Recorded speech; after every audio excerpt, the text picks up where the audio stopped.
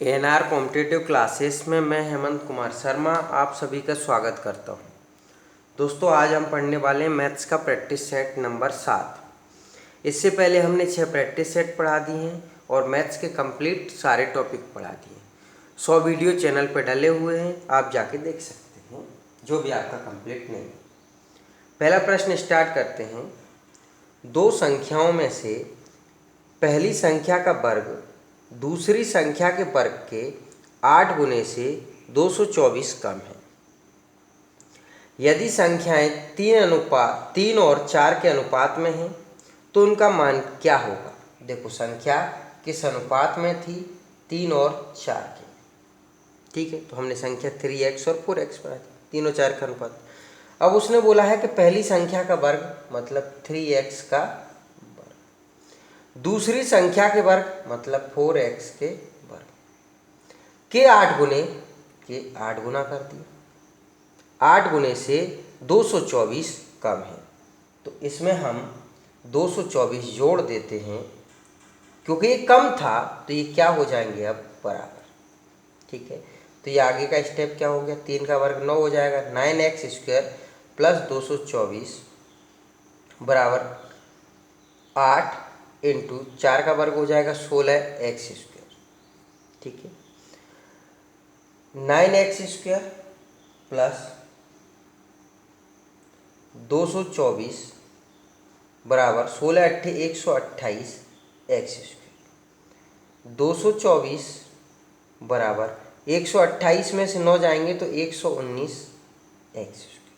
ठीक है, काट दें हम 7 से कि 7 × 21, 1 बच गया, 7 दूना 14, 7 से कट गया 7 एकम 7, 4 बच गया, 7 ही 7 ही 49, तो 32/17 बराबर x²।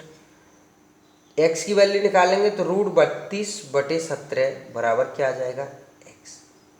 इसका यहाँ गुणा कर देंगे तो संख्या बन जाएगी, तो 3 √32/17, रूट के अंदर ही है पूरा, अनुपात 4 √32/17। ये हमारी संख्या है, उनका मान पूछा था तो ये मान आ गया। तो कोई सा ऑप्शन नहीं दिख रहा है, तो क्या ऑप्शन सही है, डी। ठीक, अगला प्रश्न देखिए। ए और बी मिलकर किसी काम को 5 दिन में करते हैं, बी और सी 7 दिन में तथा ए और सी 4 दिन में कर सकते हैं।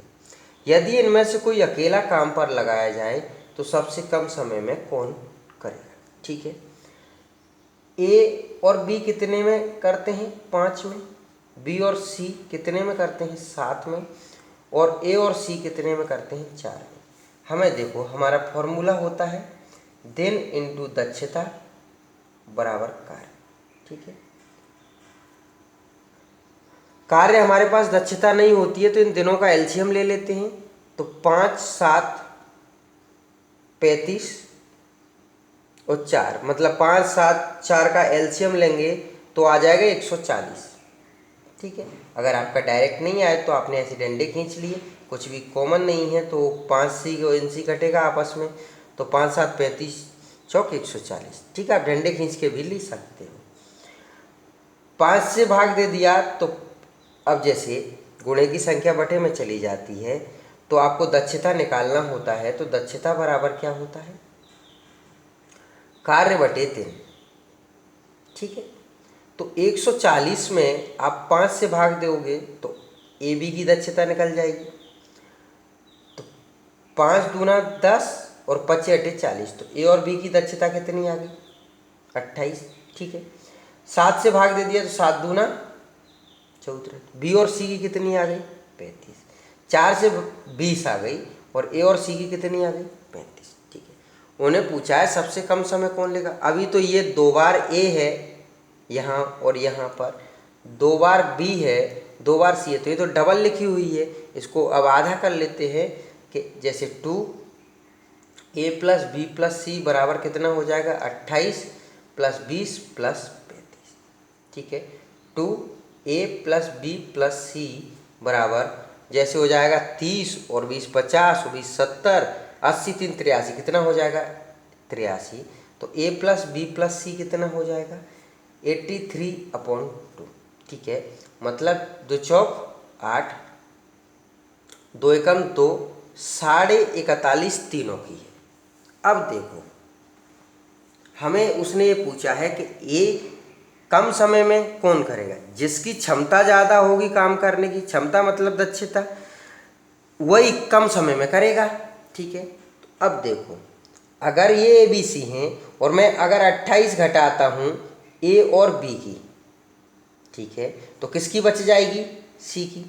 अब देखो 28 से 12 तो 40 हो जाएंगे, 28 और 12 40, और 1.5 हो गए तो 13.5 किसकी आ गई सी की। ठीक है, अब अगर मैं 20 घटा देता हूँ बी और सी को, किसको घटाता हूँ बी और सी को, तो कौन बचेगा। अब 41.5 में से 20 जाएंगे तो कितना बच गया 21.5। ठीक है, अब ए और सी को घटाता हूँ तो कौन बचेगा बी, तो 41.5 में से 35 जाएंगे तो ये तो 5 यहाँ बच गए, 6.5 के आसपास ही हो गया। ठीक है, तो अब सबसे ज़्यादा क्षमता किसकी आ गई ए की, तो जिसकी क्षमता ज़्यादा होगी वही कम समय लेगा, तो क्या आंसर हो गया इसका पहला ए। ठीक है दोस्तों, अगर आपको इस क्वेश्चन में कहीं भी समस्या आई हो तो आप एक काम कर सकते हैं, समय कार्य का पूरा टॉपिक देख सकते हैं। ठीक है, मैंने क्वेश्चन को एक बार वापस समझ सकते हैं वीडियो वापस कर। ठीक है, अगला प्रश्न देखिए, बोला गया है किसी संख्या में 40% छात्र गणित में, 30% अंग्रेजी में तथा 10% दोनों विषयों में असफल हो जाते हैं। दोनों विषयों में उत्तीर्ण होने वाले छात्रों का प्रतिशत क्या है। ठीक है, अब देखो आपको गणित में कितने प्रतिशत, गणित में 40% क्या हो रहे थे असफल। ठीक है, अंग्रेजी में कितने हो रहे थे 30%, और दोनों में कितने हो रहे थे 10%। ठीक है, क्या करते हैं हम, ये जो पहला और दूसरी जो सब्जेक्ट रहते हैं इसमें से दोनों को घटा देते हैं तो ये कुल टोटल आ जाता है। ठीक है, कि 40 और 30 70, 70 में से 10 गए तो 60% तो क्या रहे असफल। तो सफल कितने रहे होंगे 40%। जब 60% असफल हैं तो 40% सफल होंगे, क्योंकि टोटल 100% होता है। ठीक है, तो 40% ये सी ऑप्शन सही है। ठीक है, प्रतिशत के टॉपिक में मैंने इस तरीके के कई प्रश्न पढ़ाए, तो मैं बार बार आपसे एक ही चीज़ कह रहा हूँ, अगर आपका कोई टॉपिक कंप्लीट नहीं है, ठीक है, तो आप वहाँ से कंप्लीट कर लेना। और प्रैक्टिस सेट को ज़रूर लगाना होता है, जिससे आपको स्वयं का आकलन होता है कि हमें कितना गणित बन रहा है और हमारी स्पीड क्या चल रही है। ठीक, क्वेश्चन बोला है यदि किसी संख्या का 3/4 भाग उसके 1/3 भाग से 60 अधिक है तो संख्या क्या हो। देखो संख्या x मान ली, उसका 3/4 भाग संख्या के 1/3 भाग से 60 अधिक है, ये वाला 60 अधिक है, तो इसमें 60 हम जोड़ दें तो क्या हो जाएगा बराबर, हमें बराबर करना होता है। ठीक है, तो ये हो गया 3x/4, इसको इधर लाएंगे तो माइनस का x/3 बराबर 60। एलसीएम 12 आ जाएगा या तिर्या गुणा कर लो। ठीक है, 3 3 का 9x माइनस 4x/12 बराबर 60। 9x में से 4x जाएंगे तो कितना बचेगा 5x बराबर 60 × 12। 5 से काट दिया 12 बार, तो 12 × 12 कितना होता है 144। कोई से ऑप्शन में नहीं दिख रहा है तो डी ऑप्शन सही। ठीक है, अगला प्रश्न देखिए, काफ़ी अच्छा प्रश्न है। निम्नलिखित में से कितनी संख्याओं से 2⁻12 - 1 विभाजित हो सकती है। ठीक है, हम इसको कैसे कर सकते हैं, जैसे इसको लिख सकते हैं 2⁻12 - 1⁻2। ठीक है, पहले इतना लिख सकते हैं क्योंकि 1⁻2 की वैल्यू 1 हो। इसको ऐसे लिख सकते हैं कि 2�6 होल घात 12 माइनस 1⁻2। ठीक है, क्यों, क्योंकि a का वर्ग माइनस b का वर्ग बराबर क्या होता है a + b और a माइनस बी। ठीक है, तो ये इसको क्या लिख सकते हैं, 2 की घात 6 प्लस 1 और 2 की घात 6 माइनस 1। ठीक है, इस फॉर्मूले से 2 की घात 6 हो जाएगा 64, 64 और 1 हो जोड़ देंगे तो 65, और 2 की घात 6 64 में से घट जाएगा तो 63। 65 के अगर हम गुणनखंड कर दें कि 13 पंजा 65 और 63 के कर दें हम कि 9 7 63, तो 9 भी टूट जाएगा, 3 तरह का 9, तो 3 से कट जाएगा, 7 से कट जाएगा, 5 से कट जाएगा और 13 से कट जाएगा। ठीक है, काटने के लिए हम देखें क्योंकि ये लिखा हुआ है टोटल, तो 3 भी मिल रहा है, 7 भी मिल रहा है, 5 भी मिल रहा है और 13 भी मिल रहा है। ठीक है, तो ये कितनी संख्याएं हुई, 4। तो पहला ऑप्शन सही है कि 4 संख्याओं से कट जाएगा। कौन कौन सी से, 3 से, 7 से, 5 से और 13 से। विभाजित का मतलब क्या होता है, काटना। ठीक, अब अगला प्रश्न बात करते हैं।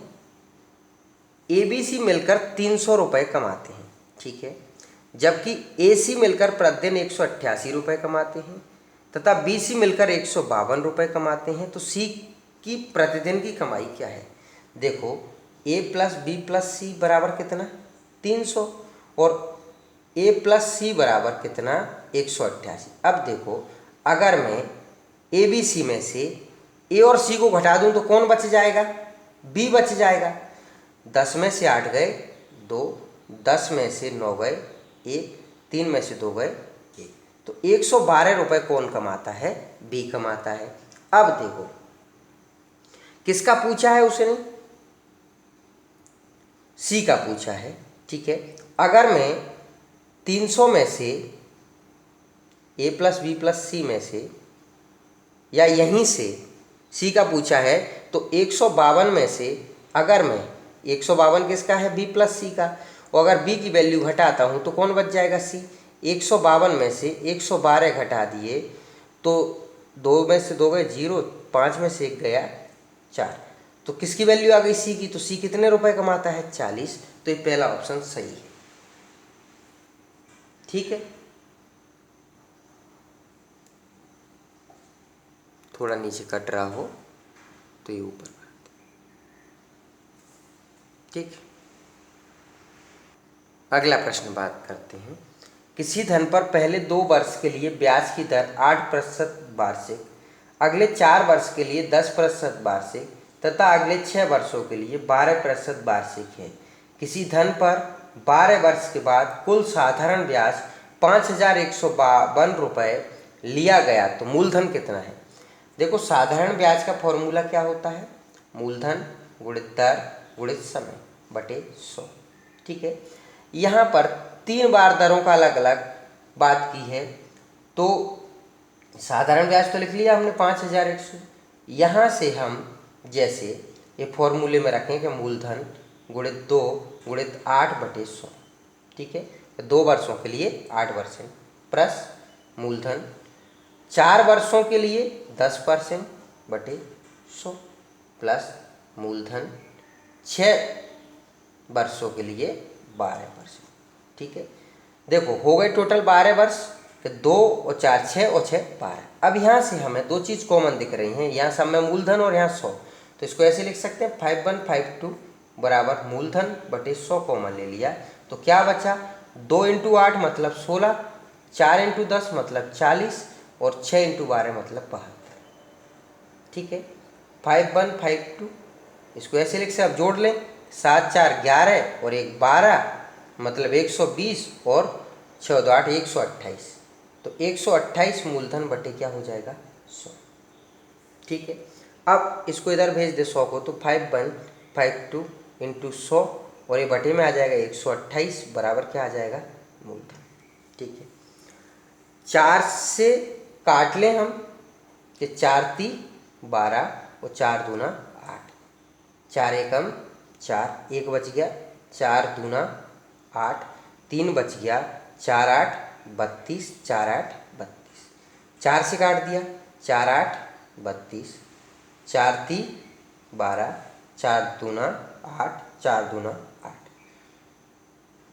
ठीक है, फिर हम काट सकते हैं 2 से काट दें 4 बार और 2 से काट दें 50 बार,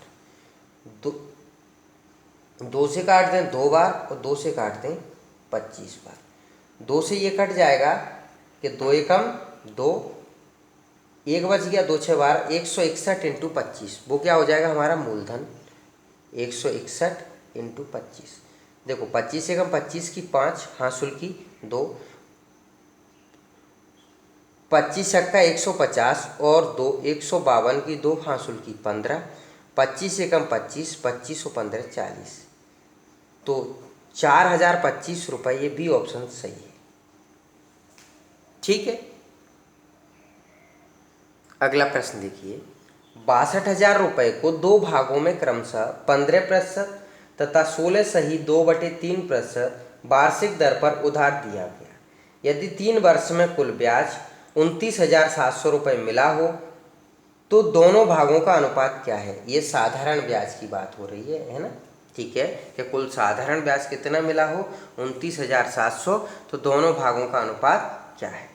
ठीक है, अब देखो आपको एक बात ध्यान रखना है कि जब भी कुल टोटल दिया होता है 62,000 जैसे दिया है और उसका बंटवारा करना होता है तो एक को मानते हैं x और एक होता है कुल टोटल माइनस x। तो यहाँ कुल टोटल कितना है 62,000, तो 62,000 माइनस x। अब साधारण ब्याज कितना है 29,700, तो साधारण ब्याज बराबर मूलधन कितना है x, इसको हमने 15% पे लिया है और इसको हमने 16 सही 2/3% पे माना है। ठीक है, तो साधारण ब्याज बराबर क्या होता है मूलधन मतलब x गुणे दर कितनी है 15 गुणे समय कितना है 3 वर्ष की बात हो रही है बटे 100। ठीक है, उसने बोला है कि दोनों भागों को मिलाकर इतना ब्याज मिला है, तो यहाँ प्लस का चिन्ह, मूलधन कितना हो गया 62,000 माइनस x गुणे दर कितनी चल रही है, तो 16 × 48 हो 2 50/3 गुणे समय कितना चल रहा है 3/100। ठीक है, अब देखो हम 3 से 3 काट लिए और 5 से काट लिए 3 बार और 5 से काट लिए 20 बार, यहाँ भी 5 से काट लिए 10 बार और 5 से काट लिए 20 बार। देखो मैंने यहाँ 20 और 20 इसलिए लिया है कि एलसीएम में आसानी होती है। ये टोटल का एलसीएम कितना आ गया 20, 3 का इधर गुणा करेंगे 3 तरह का 9x प्लस 62,000 में एक जीरो और बढ़ जाएगी 10 का गुणा होगा तो माइनस 10x। यहाँ तक क्लियर है 29,700। अब 29,700 में 20 का गुणा हो जाएगा बराबर यहाँ कितना बचेगा 6,20,000 माइनस 10x में से 9x जाएंगे तो माइनस का x। ठीक है, 0 0 0, 7 दूना 14 की 4, हासुल की 1, 9 दूना 18, 19 की 9, हासुल की 1, 2 दूना 4, 1 5। ठीक है, बराबर ये 6,20,000 माइनस है, माइनस का x इधर आएगा तो प्लस का हो जाएगा और 6,20,000 में से हमें कितना घटाना है 5,94,000। 0 0 0, 10 में से 4 गए 6 और 12 में से 10 गए तो कितना आ गया x की वैल्यू 26,000। मतलब ये वैल्यू 26,000 है तो दूसरी 62,000 में से 26,000 गए तो कितनी बचेगी 36,000। ठीक है, उसने अनुपात पूछा है तो अब हम इनका अनुपात जैसे 26,000 और 36,000 का अनुपात निकाल दें, यहीं लिख देते हैं कि 26,000। 3 जीरो से 3 जीरो कट गई, 2 से कट गया 13 बार में, 2 से कट गया 18 बार में, तो 18:13, ये बी ऑप्शन सही है। ठीक है दोस्तों, ध्यान से समझना है, इस वीडियो में अच्छे लेवल के सवाल हैं जिनमें क्या है कि आपको कैलकुलेशन करने में वक्त लगेगा। ठीक, अगला प्रश्न देखिए, 3 5 6 7 में से कौन सी संख्या घटाई जाए ताकि प्राप्त चारों राशियां समानुपाती हों। ठीक है, तो घटाने वाली संख्या हमने x मान ली कि 3 माइनस एक्स बटे 5 माइनस एक्स बराबर 6 माइनस एक्स बटे 7 माइनस एक्स। उसने कहा समानुपाती होना चाहिए, एक ही अनुपात में हो जानी चाहिए। कौन सी संख्या घटाएं? x घटाएं। अब इसका इधर गुणा कर दें और इसका इधर गुणा कर दें, तो 3 माइनस एक्स 7 माइनस एक्स बराबर 6 माइनस एक्स और 5 माइनस एक्स। 7 का 3 में किया तो 21 माइनस 7 का x में किया 7x, फिर माइनस एक्स का 3 में किया तो माइनस का 3x, और माइनस एक्स का x में होगा तो प्लस का x स्क्वायर बराबर 6 पंजा 30, 5 का x में तो माइनस का 5x, x का 6 में तो माइनस का 6x और x का x में तो प्लस का x। इससे तो ये कट गया। अब 21 माइनस का 7x और माइनस का 3x कितने हो जाएंगे? माइनस का 10x। 30 माइनस 11x, माइनस का 11x इधर आएगा तो प्लस का हो जाएगा, तो माइनस का 10x प्लस 11x बराबर 30 में से 21 घट जाएगा तो x की वैल्यू 9 आ जाएगी। तो कौन सा ऑप्शन सही है? डी। ठीक है, अगला प्रश्न देखो। उसने कहा है कि किसी विषम संख्या का वर्ग क्या होता है? पहला ऑप्शन है सदैव सम संख्या, सदैव अपरिमेय संख्या, कभी विषम और सदैव विषम संख्या। आपको ऐसे इसको अच्छे से हल कैसे करें? जैसे आपने विषम संख्या ले ली 3 का वर्ग क्या हुआ? 9, 9 भी क्या आया? विषम। ठीक है, फिर आपने 5 ले ली, 5 का वर्ग कितना आया? 25, तो वो भी क्या आया? विषम। फिर आपने एक और सोच ली, 7 ले ली, 7 का वर्ग क्या हो गया? 49, ये भी क्या आया? विषम। ठीक है, विषम का मतलब क्या होता है? जिसमें 2 से भाग नहीं जाता है। ठीक है, तो क्या आंसर रहेगा कि किसी विषम संख्या का वर्ग हमेशा क्या आ रहा है? विषम। तो डी ऑप्शन सही रहेगा कि सदैव विषम। ठीक है दोस्तों, काफ़ी बढ़िया ये प्रैक्टिस सेट था हमारा, जिसमें अच्छे लेवल के सवाल थे। और अगर आपके टॉपिक कंप्लीट नहीं हैं तो आप चैनल से जा के देख सकते हैं। हम जो भी पढ़ाते हैं, चाहे क्लास में हो चाहे यूट्यूब पर हो, तबीयत से पढ़ाते हैं, कंप्लीट पढ़ाते हैं। हमारे चैनल पर लगभग 500 वीडियो डले हुए हैं। इतिहास, भारत भूगोल, विश्व भूगोल, मध्य प्रदेश, साइंस, मैथ से सब कंप्लीट डले हुए हैं, तो आप जाके देखा करो। अगर वीडियो अच्छा लगता हो, आपने अभी तक चैनल सब्सक्राइब नहीं किया हो तो आप चैनल सब्सक्राइब कर लेना और अपने दोस्तों तक लिंक शेयर किया करो। तो अगर आप हमसे जुड़े रहते हैं तो आपके अच्छे से टॉपिक कंप्लीट होते चले। हम जो भी पढ़ाते हैं वो बिल्कुल बेसिक ट्रिक रहती। जीके भी आप देखेंगे हमारे वीडियो तो बहुत आसान ट्रिक रहती हैं, और मैथ्स भी बिल्कुल बेसिक लेवल से। ठीक है, तो दोस्तों मिलते फिर कल अगले वीडियो में। धन्यवाद।